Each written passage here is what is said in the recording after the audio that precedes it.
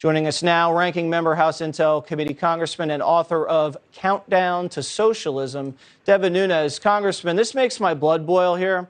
If you think about the fact that this escaped from a lab in China, we don't know if it was accidental or not. We believe it was accidental. But the fact that they shut down flights from Wuhan to the rest of China, let them go all over the world, hid the information from the world, stockpiled the PPE.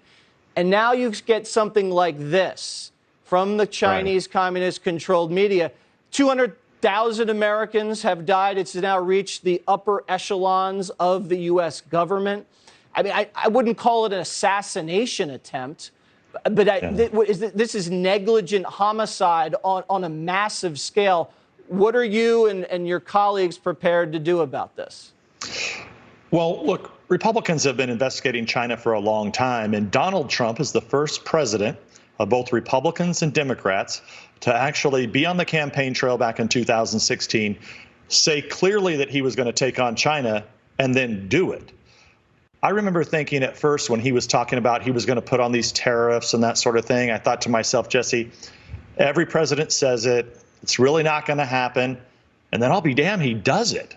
That's what's incredible to me, is that he actually did it. And so, you know, the Chinese Communist Party talking points and their media actually sounds a lot like 90% of the media in this country. And I just want to be clear, Jesse, I've been in the White House several times during this coronavirus pandemic. And it's so silly, the media that talks about how they've been loose or lax with the rules. It's hardly that. It's almost impossible to get into the White House. I will tell you that. You have to take a test. You have to sit outside. You're not allowed in until then. So all of this talk, whether it's the Democrats and their mainstream media propaganda arm here in the U.S.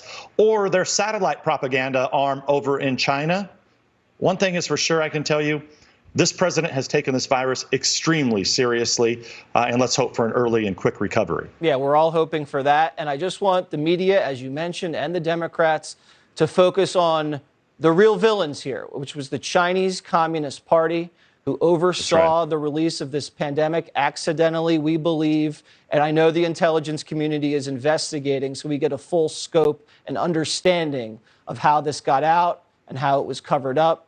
Because pointing your finger at Donald Trump, that doesn't do anybody any good.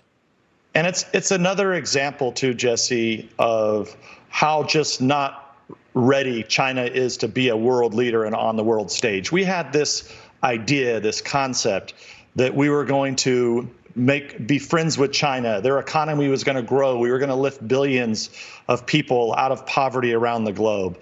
But in fact, these are childish dictators that are not ready to be leaders on the global stage. Right. And they've completely squandered all goodwill that they had because of how they've handled this. All right, Congressman, thank you very much.